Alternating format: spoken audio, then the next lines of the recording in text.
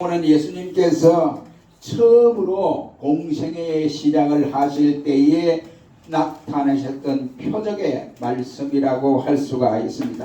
하나님의 아들로 이 땅에 오셔서 예수님께서 처음으로 무슨 표적을 행하느냐, 무슨 기적을 행하느냐 하는 이것이 가장 중요하다고 생각을 합니다.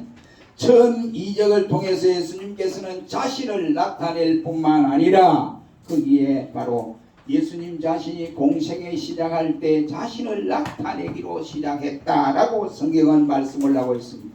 그것이 오늘 본문 11절 말씀에 보면 예수께서 이 표적을 갈릴리 가나에서 행하여 그 영광을 나타내시니 제자들이 그를 믿으리라고 말씀을 하고 있습니다. 예수님의 표적을 행하심과 동시에 자신을 나타내기 시작했다라고 말씀을 하고 있습니다. 그렇기 때문에 처음 표적이 의미하는 바는 너무나 큰 의미를 지니고 있다라고 생각이 되어집니다. 우리가 이와 같이 처음 표적이 의미하는 바도 그렇지만 첫 번이라고 하는 이것은 항상 두 번째나 세 번째나 네 번째나 전혀 다릅니다. 첫 번이라고 하는 것은 순서적인 의미에서도 큰 의미가 있고 중요하지만은 그러나 이러한 경우에 따라서 때로는 어떤 경우냐, 또 경우에 따라서는 이 대표성을 지니기 때문에 대단히 중요하다라고 말을 할 수 있습니다. 회사에서 왜 대표, 사장 아무개 아니면 회장 아무개 이랬습니까? 그 회사의 대표 얼굴이에요.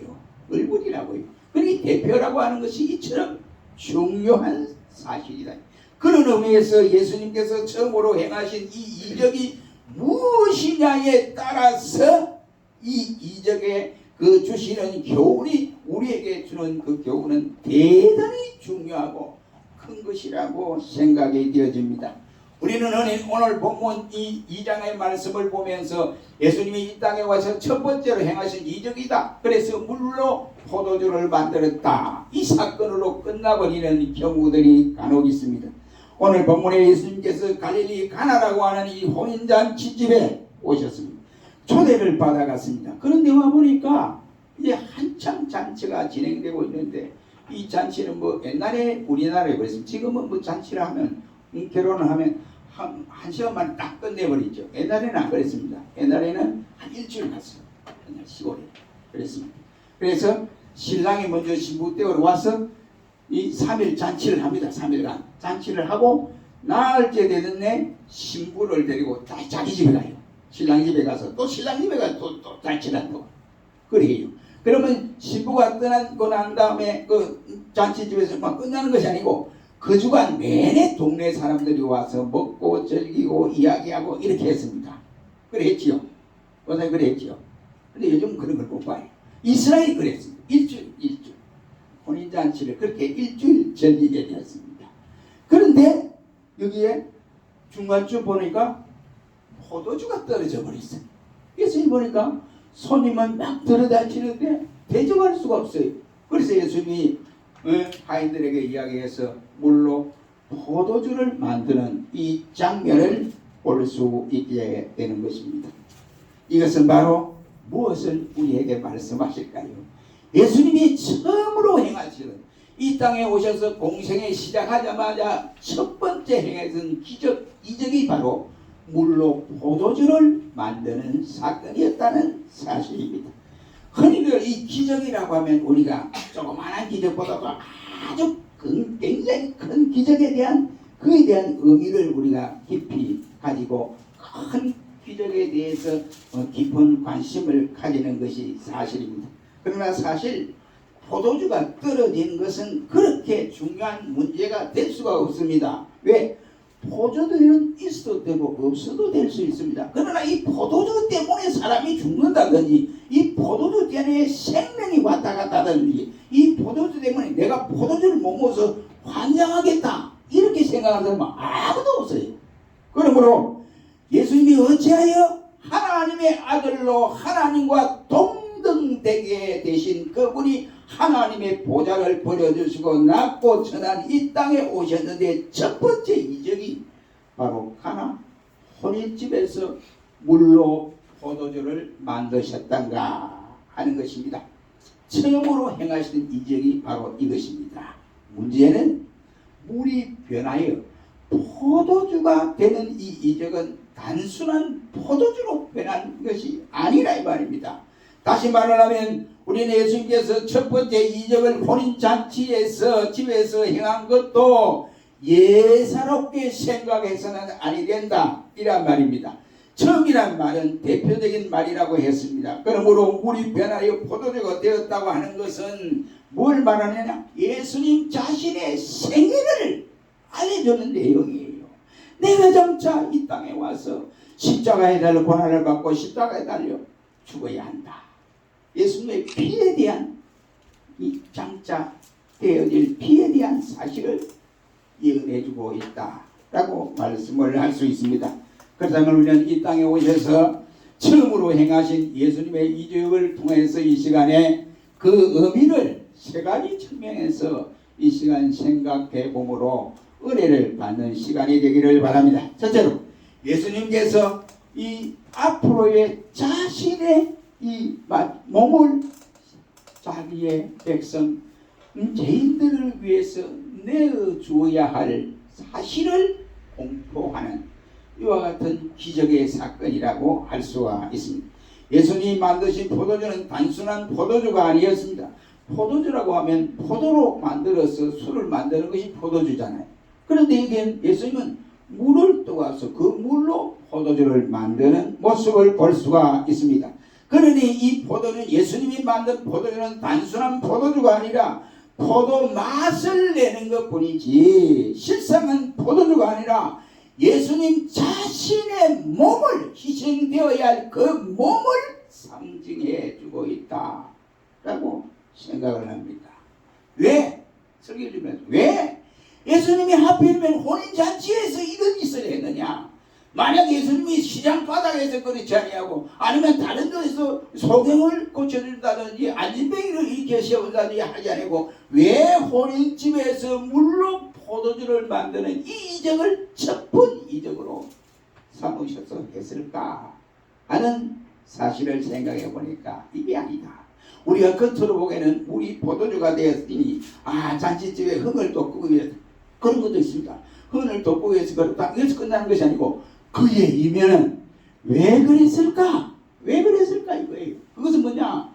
예수님이 장차 자기 몸을 죄인들을 위해서 고통을 받고 희생되어지고 그 피를 흘리는 이와 같은 사실들을 바로 암시적으로 향하는 기적이다. 그러면 마태복음 26장 27절로 30절 말씀해 보면 또 잔을 가지사 살해하시고 저희에게 주시며 가라사대 이것은 바로 마셔라. 이것은 제사함을 얻게 하려고 사람을 위하여 흘리는 바 나의 피 언약의 피니라. 그러나 너희에게 이르노니 내가 포도나무에서 난 것을 이제부터 내 아버지의 나라에서 새 것으로 마시는 날까지 마시지 아니하리라 고 말씀을 하셨습니다. 예수님께서 만드신 포도주는 새 포도주입니다. 우리 성경에 보면 이 포도주를 이래서 두 가지로 말하는데요. 그 하나는 무은 포도주가 있고 하나는 새 포도주로 이와 같이 말씀을 하고 있습니다.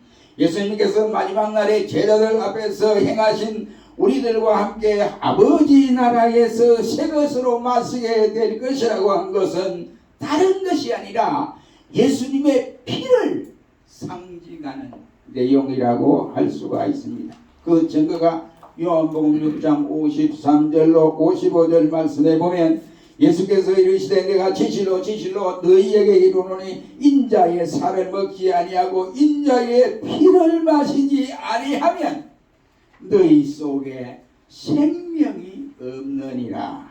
내 살을 먹고 내 피를 마시는 자는 영생을 가지고 마지막 날에 내가 그를 다시 살리리니 내 살은 참된 양식이요 내 피는 참된 음료로다 라고 말씀을 하셨습니다. 예수님의 피가 참된 포도주라 이란 말입니다.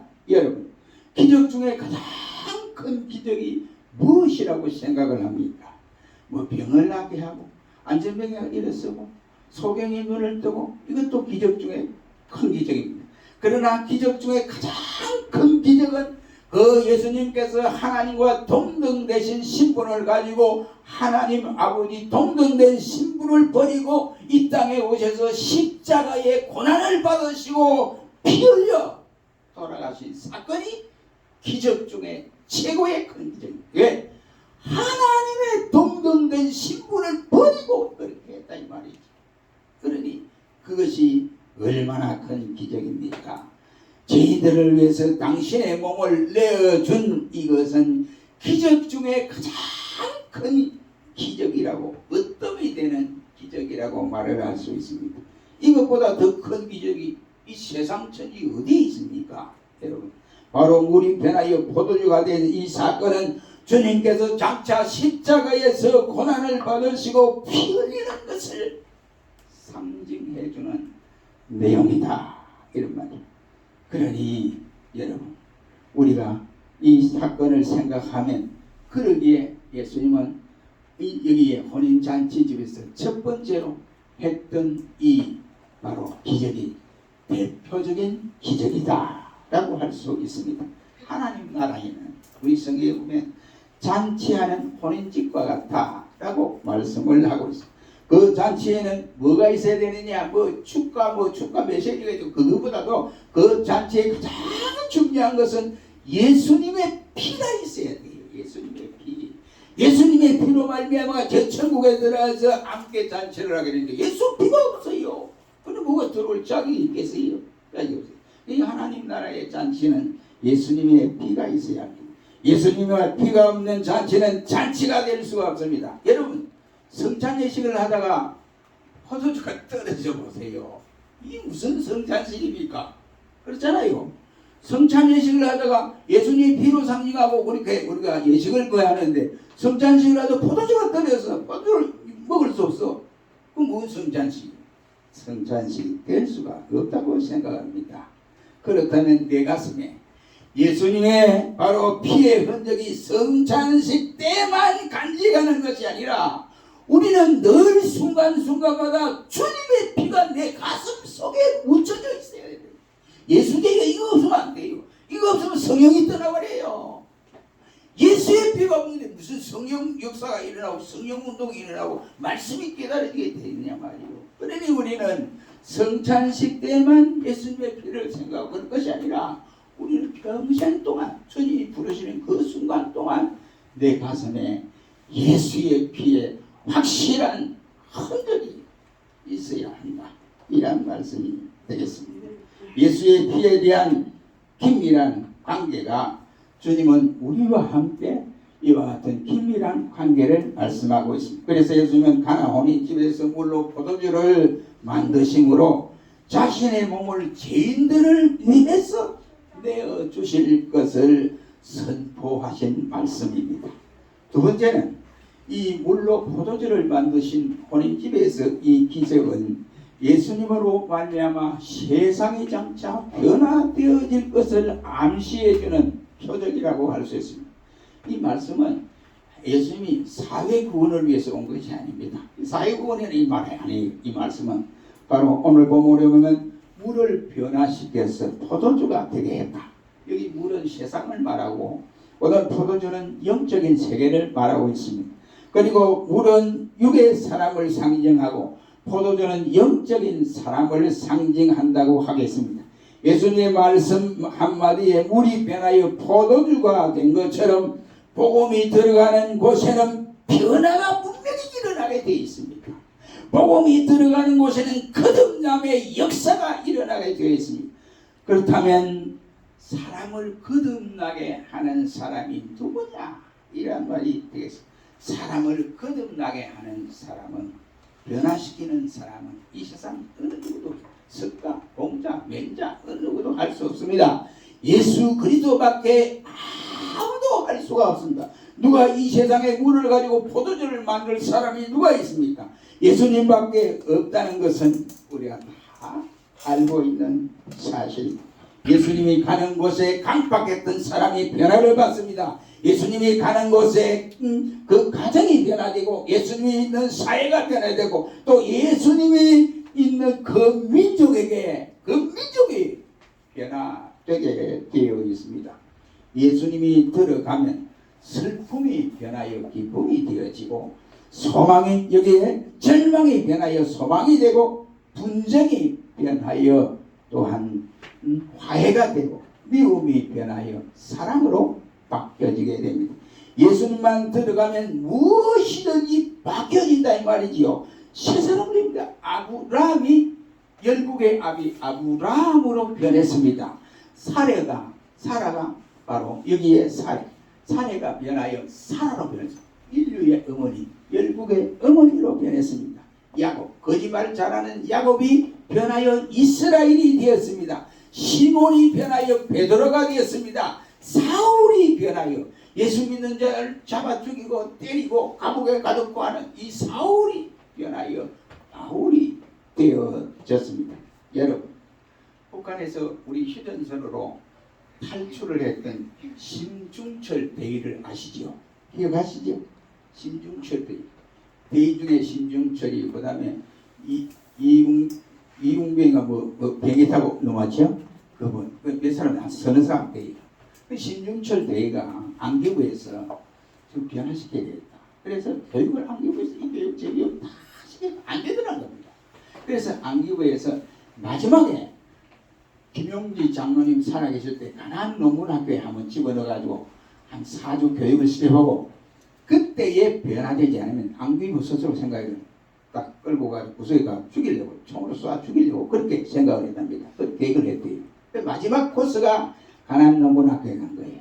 그래서 김용지 장로를 비롯해서 우리 목사님들이 강의를 하고 이랬는데, 이분이 마지막 한 주간 딱 나가놓고 장로님에게 한 말이, 교장 선생님 내게 한번 기회를 주세요, 이러더라는 겁니다. 그걸 뭘 기회를 주라고 그러냐 그랬더니, 이 지금 교육받으러 오는 교육생들 앞에 내가 말 한마디 할 수 있도록 시간을 좀 주세요, 이러더랍니다. 그래, 좋다, 해봐라.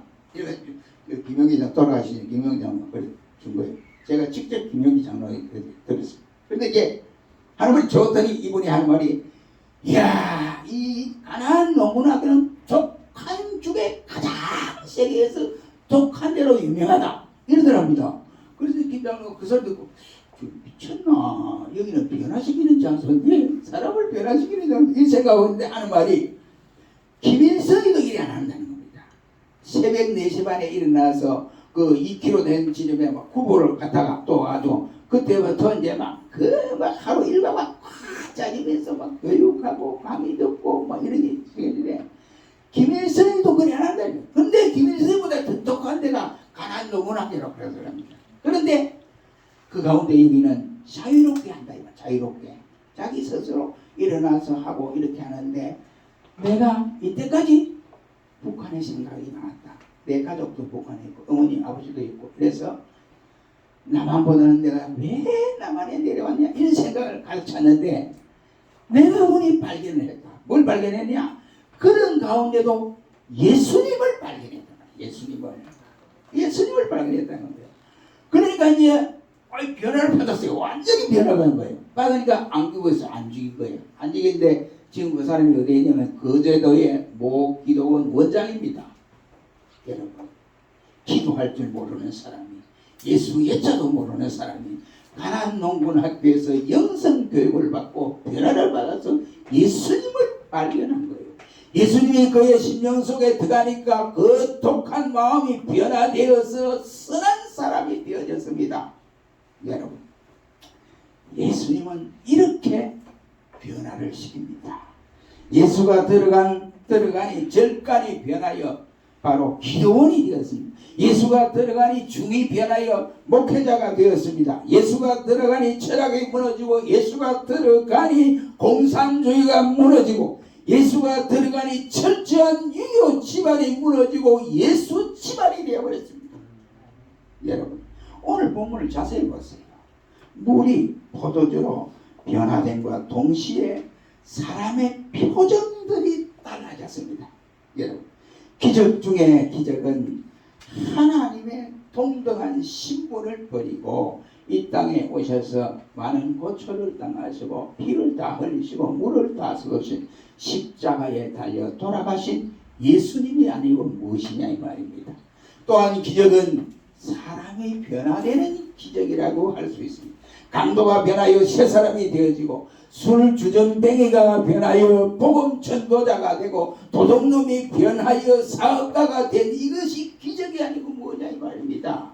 예수님이 이 땅에 오신 것은 세상을 변화시키기 위해서 오셨기 때문에 첫 번째의 이 기적이 바로 가나의 혼인잔치집에서 일어났던 물로 포도주를 만든 표적이었습니다. 세 번째는 하나님 나라의 성격이 무엇인가 하는 것을 알려주신 사건이라고 할 수 있습니다.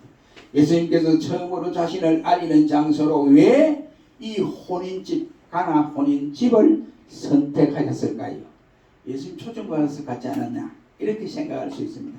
물론 본문에 보면 예수님이 혼인잔치집에 초청을 받아가서 그 포도주가 떨어지자 이러한 기적의 역사를 행하셨던 것으로 되어 있습니다. 이 기적은 뭐냐? 그래서 그러므로 인하여 자신을 알리기 시작했다라고 말씀을 합니다. 이것은 결코 우연의 일치가 아니었다고 생각합니다. 예수님께서 의도적으로 혼인잔치집을 선택한 것이 분명하다 이 말이에요. 그 이유는 그의 혼인잔치집은 예수님과 우리와의 관계를 암시해주는, 계시해주는 사건이라고 할 수가 있습니다.